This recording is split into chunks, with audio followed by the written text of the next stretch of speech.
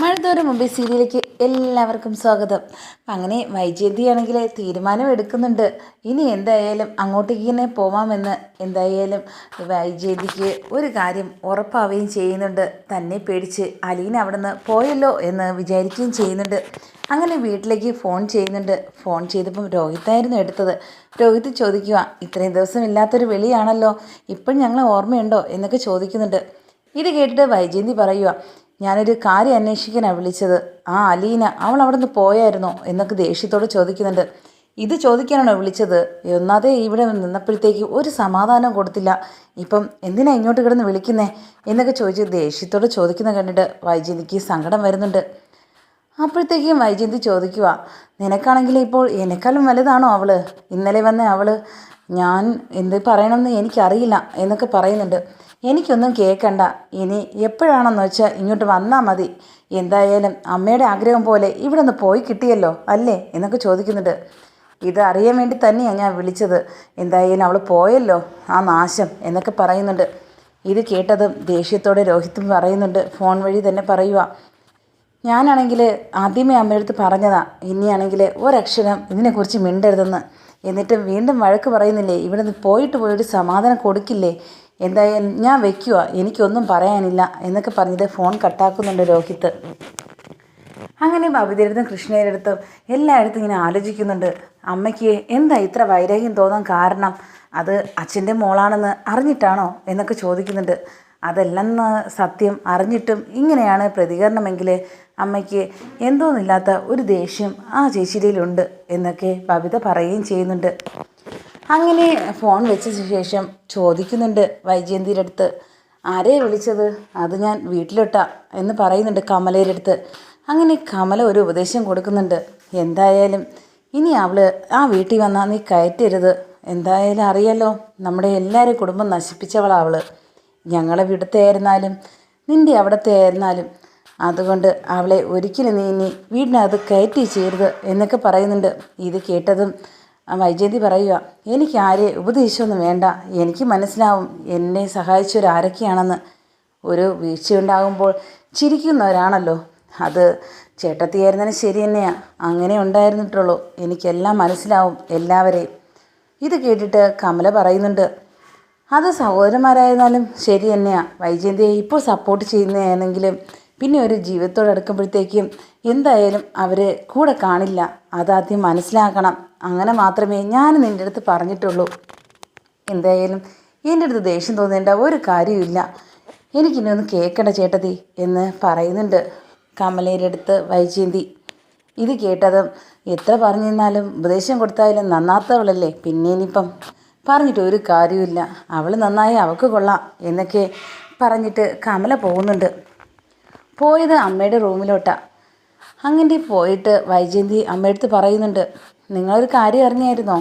അവിടെ നിന്ന് നശിച്ച അലീന അവിടെ നിന്ന് പോയെന്ന്. എനിക്കിപ്പോഴാണ് സന്തോഷമായത്. ആ സമയത്ത് അമ്മ പറയുന്നുണ്ട്, നീ എന്തിനാ ഇങ്ങനെയൊക്കെ പറയുന്നത്, ദേഷ്യം കാണിക്കുന്ന അവളടുത്ത്? അവളാണെങ്കിൽ എന്ത് നല്ല കുട്ടിയാണെന്ന് നിനക്കറിയാവോ? എൻ്റെ കാര്യങ്ങൾ തന്നെ എല്ലാം നല്ലതുപോലെ നോക്കിയവളാ. അതുമാത്രമല്ല നിൻ്റെ വീട്ടിലുള്ള കാര്യവും അത് നീ ഒരിക്കലും മറക്കരുത്, അത് നിനക്കത് വളരെ ദോഷത്തിലേക്കേ വരുള്ളൂ എന്നൊക്കെ പറയുന്നുണ്ട്. എല്ലാവരും സപ്പോർട്ട് ചെയ്യും പോലെ എന്നെ ഇനി അവളെ കാര്യം പറഞ്ഞ് എന്നെ ഇനി കൂടുതലൊന്നും പറയരുത്, എനിക്ക് കേൾക്കണ്ട അവളെ മഹത്വങ്ങൾ. ഇത് കേട്ടതും പറയുന്നുണ്ട് അമ്മ, അത് നിനക്കിപ്പം മനസ്സിലാവില്ല, ഞങ്ങൾക്കറിയാം. ഞങ്ങൾക്ക് മാത്രമല്ല നിൻ്റെ ആങ്ങളമാർക്ക് എല്ലാവർക്കും അറിയാം ആ കാര്യം. അതുകൊണ്ട് എന്താണെന്ന് ഇപ്പം ഞങ്ങളുടെ അടുത്ത് നീ ചോദിക്കരുത്. ചോദിക്കേണ്ട ഒരു സമയം വരുമ്പോഴത്തേക്കും നീ ദുഃഖിക്കുകയും ചെയ്യരുത് എന്നൊക്കെ പറയുന്നുണ്ട്. എല്ലാവരുടെ വായിലും ഈ ഒരു ദുഃഖത്തിൻ്റെ കാര്യമേ ഉള്ളൂ. ഞാൻ വീട്ടിലേക്ക് പോകണമെന്ന് പറഞ്ഞപ്പോഴത്തേക്കും എന്താ ഇത്ര ദുഃഖത്തിൽ കാണിക്കാൻ ഇരിക്കുന്നത്? എനിക്ക് ഈ വീട്ടിൽ വന്നപ്പോഴാണ് ദുഃഖവും സന്തോഷവും എന്താണെന്ന് ഞാൻ തിരിച്ചറിഞ്ഞത്. എന്തായാലും എൻ്റെ വീടിനേക്കാളും വന്നതൊന്നും അല്ലല്ലോ എന്നൊക്കെ പറയുന്നുണ്ട്. എന്തായാലും നിൻ്റെ തീരുമാനം പോലെ നടക്കട്ടെ. അവൾ പോയെന്നറിഞ്ഞെങ്കിൽ നീ ഇനി എന്നാ അങ്ങോട്ട് പോകുന്നേ എന്നൊക്കെ ചോദിക്കുന്നുണ്ട് വൈജയന്തിയുടെ അടുത്ത്. അപ്പോഴത്തേക്ക് വൈജയന്തി പറയുക, അതിന് ആരാ പോകുന്നേ? എന്നെ വിളിക്കാൻ ഇവിടെ വരണം ബാലചന്ദ്രൻ. അതുമാത്രമല്ല എനിക്ക് 2-3 ചോദ്യം കൂടെ ചോദിക്കാനുണ്ട്, എന്നിട്ട് മാത്രമേ ഞാൻ അങ്ങോട്ട് പോവുള്ളൂ. അല്ലെങ്കിൽ ചിലപ്പം പറയാനും പറ്റില്ല. ബാലചന്ദ്രൻ എന്നെ വിളിക്കാൻ വന്നില്ലെങ്കിലും ഞാൻ പോവും. എന്തായാലും അവളില്ലാത്ത വീട്ടിലേക്കാണ് എനിക്ക് പോകാനാണ് ഭയങ്കര ആഗ്രഹം എന്നൊക്കെ പറയുന്നുണ്ട്. ഈ ആഗ്രഹം നീ തിരിച്ചു വരുമ്പോഴത്തേക്കും ഇങ്ങനെ വൈജയന്തി പറയണം എന്ന് അമ്മ പറയുന്നുണ്ട്. ഇത് കേട്ടതും എനിക്ക് നിങ്ങൾ ഉപദേശമൊന്നും കേൾക്കണ്ട എന്ന് പറഞ്ഞിട്ട് മുറിക്ക് നിന്ന് പുറത്തു പോകുന്നുണ്ട്. ആ സമയത്ത് ഗംഗാധരനും ശിവനും വൈജയന്തിയടുത്ത് പറയുക, ഇനി നീ എന്നാ അങ്ങോട്ടേക്ക് പോകുന്നേ? എന്തായാലും അലീന പോയെന്നറിഞ്ഞു, ഇനി നിൻ്റെ തീരുമാനമാണ് ഞങ്ങൾക്ക് വലുത് എന്നൊക്കെ പറയുന്നുണ്ട്. നിങ്ങൾക്ക് എന്നെ ഇവിടുന്ന് ഓടിച്ചു വിടാൻ സമാധാനമാവുമല്ലേ? എങ്കിലും ഞാൻ എത്രയും പെട്ടെന്ന് തന്നെ പോവാം. എന്തായാലും എൻ്റെ ആങ്ങളമാർ വിഷമിക്കൊന്നും വേണ്ട. ഞാനായിട്ട് വന്നെങ്കിൽ എനിക്ക് എന്നെ പോകാൻ അറിയാം. എന്നെ ആരും കൊണ്ടുവിടേണ്ട. അങ്ങനെ ഗംഗാധരൻ പറയുന്നുണ്ട്. അത് ഞാൻ വെറുതെ പറഞ്ഞതാ, ഞാൻ ചോദിച്ചതാ. നീ അല്ലേ പറഞ്ഞത് അലീന പോയാൽ ഇവിടുന്ന് പോകാമെന്ന്, അതുകൊണ്ട് മാത്രം. പക്ഷേ എവിടേക്കാണ് പോയതെന്ന് നിനക്കറിയണ്ടേ എന്നൊക്കെ ചോദിക്കുന്നുണ്ട്. എനിക്ക് എന്തുമാത്രം ആ അലീനയുടെ കൂടെ നിന്ന് എന്നെ ഉപദ്രവിച്ചെന്ന് മനസ്സിലായോ? എന്നെ അത്രയും വേദനിപ്പിച്ചവളാ. ഞാൻ അത് ഒരിക്കലും മറക്കില്ല അവളെ. എന്തായാലും പോട്ടെ, ഞാൻ അതിനെക്കുറിച്ച് ചിന്തിക്കുകയും ചെയ്യുന്നില്ല. അതിനെക്കുറിച്ച് ചിന്തിച്ചു കഴിഞ്ഞാൽ എനിക്ക് എന്ത് ചെയ്യണമെന്നറിയത്തില്ല എന്നൊക്കെ പറയുന്നുണ്ട്. എന്തായാലും നീ വിഷമിക്കണ്ട, ഞങ്ങളൊക്കെ ഇല്ലേ നിൻ്റെ കൂടെ, എന്നെ കൊണ്ടുവിടാം എന്നൊക്കെ പറയുന്നുണ്ട്. ഇപ്പോൾ എന്നെ ആരും സഹായിക്കേണ്ട. എനിക്കൊരു ആപത്ത് വന്നപ്പോഴത്തേക്കും ഞാൻ ഇവിടെ വന്നപ്പോഴത്തേക്കും എങ്ങനെയായിരുന്നു എൻ്റെ അടുത്ത് പ്രതികരണമെന്ന് എനിക്ക് നല്ലതുപോലെ അറിയാം. പക്ഷേ ഞാനിപ്പോൾ വീട്ടിലേക്ക് വിളിച്ചപ്പോഴത്തേക്ക് അവൾ പോയെന്നറിഞ്ഞു. ഇനി ഞാൻ തോന്നുന്ന സമയത്ത് ഞാൻ തന്നെ പൊയ്ക്കോളാം. എന്നെ ആരും കഷ്ടപ്പെട്ട് കൊണ്ടുവിടേണ്ട ഒരാവശ്യവുമില്ല എന്നൊക്കെ പറയുന്നുണ്ട്. പിന്നെ നിങ്ങളെ അളിയാൻ വിളിച്ചു കാണുമല്ലോ ആ ബാലചന്ദ്രൻ, അയാളടുത്ത് ഒന്ന് പറഞ്ഞേക്കണം ഇപ്പോൾ ആരാ ജയിച്ചതെന്ന്. അത് ഞാൻ ആഘോഷിക്കുക തന്നെ ചെയ്യും. അവൾ പോയതിൻ്റെ ഒരു ആഘോഷം വീട്ടിൽ പോയിട്ടുണ്ട് എന്നൊക്കെ പറയുന്നുണ്ട്. ഇതൊക്കെ വേണോ വൈജേ എന്നൊക്കെ ചോദിക്കുന്നുണ്ട് ഗംഗാധരൻ.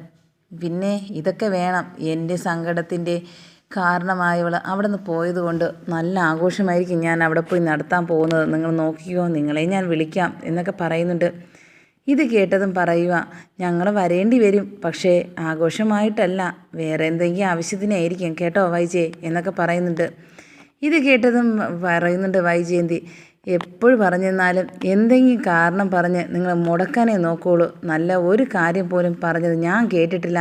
ഇപ്പോൾ ആ ബാലചന്ദ്രൻ്റെ കൂട്ടുകൂടിയ ശേഷം നിങ്ങൾ അയാളുടെ കൂട്ടത്താണ് നിൽക്കുന്നത്. ഞാൻ പറയണതിന് ഒരു വിലയും ഇല്ലല്ലോ എന്നൊക്കെ പറയുക. അതിന് നിൻ്റെ ഭാഗത്ത് ശരിയുണ്ടെങ്കിൽ ഞാൻ നിൻ്റെ കൂടെ നിൽക്കുമായിരുന്നു. പക്ഷേ ബാലചന്ദ്രൻ്റെ ഭാഗത്ത് എല്ലാം ശരിയാണ്. അവനാണെങ്കിൽ നല്ല ഒരാളാണ്. അതുകൊണ്ട് ഇനി എനിക്ക് നല്ല രീതിയിൽ പോകാൻ നോക്കണം എന്ന് പറയുന്നുണ്ട്. നിങ്ങളെ ഉപദേശമൊന്നും എനിക്ക് വേണ്ട. ഞാൻ കേട്ടത് കാലം ഉണ്ടായിരുന്നു. ഇപ്പോൾ അതൊന്നും അതിൻ്റെ ആവശ്യമില്ല എന്നൊക്കെ പറയുന്നുണ്ട്. ആ സമയത്ത് മനു വരുന്നുണ്ട്. മനു ആണെങ്കിൽ ആകെ വിഷമിച്ച് നിൽക്കുക. ഇത് കണ്ടതും വൈജയന്തി ചോദിക്കുക, നിനക്കെന്താ ഭയങ്കര വിഷമം എന്നൊക്കെ ചോദിക്കുന്നുണ്ട്.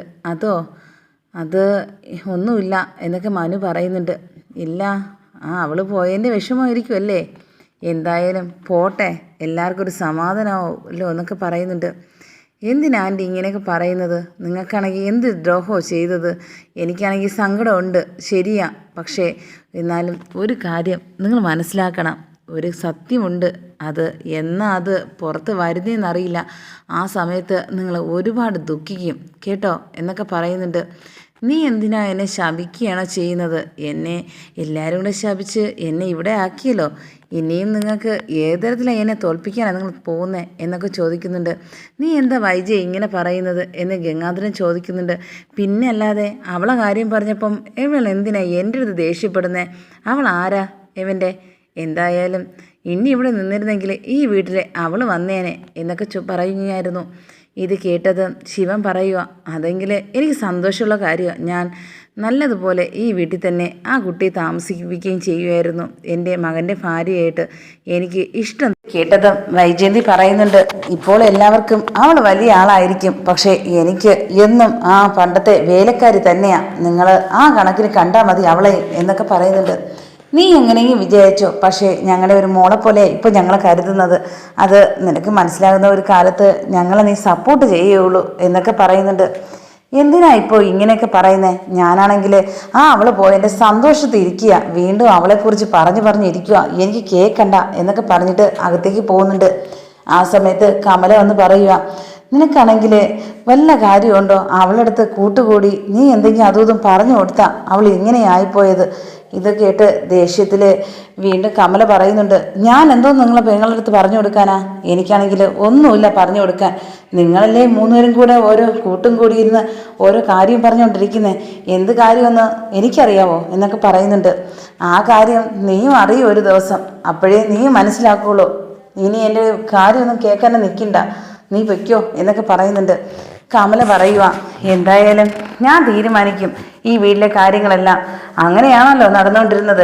പക്ഷേ ഇപ്പോൾ എന്തിനോ ഒരു മാറ്റം വന്നതിൻ്റെ കാര്യം ആ അലീന വന്നേ പിന്നെയാ നിങ്ങൾക്കും ഉണ്ടായത്. അതുകൊണ്ട് അവൾ പോയത് തന്നെയാണ് നല്ലത് എന്നൊക്കെ പറഞ്ഞിട്ട് അകത്തേക്ക് കയറി പോകുന്നുണ്ട്. അങ്ങനെ അവിടെ സ്റ്റാൻലി ജോസഫിനാണെങ്കിൽ അലീനയെ കണ്ടത് ഞെട്ടലോടെ നിന്നിട്ട് പറയുക, എൻ്റെ മകളാ പറഞ്ഞില്ലേ എന്നൊക്കെ ചോദിക്കുന്നുണ്ട്. ആ സമയത്ത് അലീനയാണെങ്കിൽ സങ്കടഭാവത്തിൽ പറയുക, എനിക്ക് എന്താ ഒന്നും പറയാനില്ല. എൻ്റെ അച്ഛനാണെന്ന് എനിക്ക് വിശ്വസിക്കാൻ കഴിയുന്നില്ല. എൻ്റെ അച്ഛനെന്ന് ഞാൻ വിളിച്ചത് ഈ അച്ഛനെയാണ്. പക്ഷേ എൻ്റെ ഈ കാര്യം കേട്ടതും എനിക്കാണെങ്കിൽ വിശ്വസിക്കാൻ പറ്റാത്ത തരത്തിൽ ഒരു കാര്യമാണ് എന്നൊക്കെ പറയുന്നുണ്ട്. എന്നാൽ ഈ ഒരു വിങ്ങി പൊട്ടി പറയുന്ന കേട്ടിട്ട് പറയുന്നുണ്ട് സ്റ്റാൻലി, അത് ബാലചന്ദ്രൻ പറഞ്ഞു തരുന്നെങ്കിൽ ഇത് ഇത്രയും വിഷമം തോന്നില്ലായിരുന്നു. പക്ഷേ സത്യം ഇതാ, മോളെ ഒരു സ്വന്തം മോളായിട്ട് കരുതിയ ബാലചന്ദ്രന് എനിക്ക് വളരെയധികം നന്ദിയുണ്ട്, എൻ്റെ മകളെ തിരിച്ച് എന്നെ ഏൽപ്പിച്ചതിന്. ഇത് കേട്ടതും അലീന പറയുക, എനിക്കാണെങ്കിൽ ഇത്രയും വർഷം ഒരു ഏകാന്ത ജീവിതമായിരുന്നു. പക്ഷേ ഒരു വീടിൻ്റെ എല്ലാ ഒരു കാര്യവും എനിക്ക് കിട്ടിയ വീടാണ് അവിടെ. പക്ഷേ അവിടെ നിന്ന് പോയപ്പോഴത്തേക്കും എനിക്ക് ഇതുവരെ എനിക്കൊരു സന്തോഷമൊന്നും തോന്നിയിട്ടില്ല. എന്തായാലും എന്നെ ഒരുപാട് ഇഷ്ടപ്പെടുന്നവരുണ്ട് ഇന്ന് ആ വീട്ടിൽ. ഞാൻ ആദ്യമായി വന്നപ്പോഴത്തേക്കും എന്നെ വെറുത്ത ആൾക്കാരാണ് എല്ലാവരും. പക്ഷേ എന്നെ തിരിച്ചറിഞ്ഞ് എന്നെയാണെങ്കിൽ സ്നേഹിക്കാൻ തുടങ്ങിയത് മുതൽ ഞാൻ അവരുടെ ഒരാളായി മാറുകയായിരുന്നു. എന്നാൽ ഇപ്പോൾ എനിക്ക് ഒരു അച്ഛനെ കൂടെ കിട്ടിയെന്നറിഞ്ഞപ്പോഴത്തേക്കും ഭയങ്കര സന്തോഷമായി. എനിക്ക് ഒരച്ഛനല്ല 2 പേരുണ്ട് എനിക്ക് അച്ഛന്ന് വിളിക്കാൻ എന്നൊക്കെ അലീനയുടെ ഈ വാക്ക് കേട്ടിട്ട് സ്റ്റാൻലി നിൽക്കുകയാണ്. എന്ത് ചെയ്യണമെന്നറിയാതെ, എങ്ങനെ ആശ്വസിപ്പിക്കണമെന്നറിയാതെ. എന്നാൽ വീണ്ടും സ്റ്റാൻലി പറയുന്നുണ്ട് അലീനടുത്ത്, അമ്മയ്ക്ക് അറിയാത്തത് കൊണ്ടാണ് പക്ഷേ തിരിച്ചറിഞ്ഞിരുന്നെങ്കിൽ ആ സ്നേഹം മനസ്സിലാക്കാൻ വേണ്ടി അവളും കൊതിക്കുമായിരുന്നു, ഒരു മകളുടെ സ്നേഹത്തിന് വേണ്ടി. എന്തായാലും അതൊക്കെ മനസ്സിലാക്കുന്ന ഒരു ദിവസം വരും, അതിന് നമുക്ക് വേണ്ടി കാത്തിരിക്കാം എന്നൊക്കെ പറയുന്നുണ്ട് സ്റ്റാൻലി ജോസഫ്.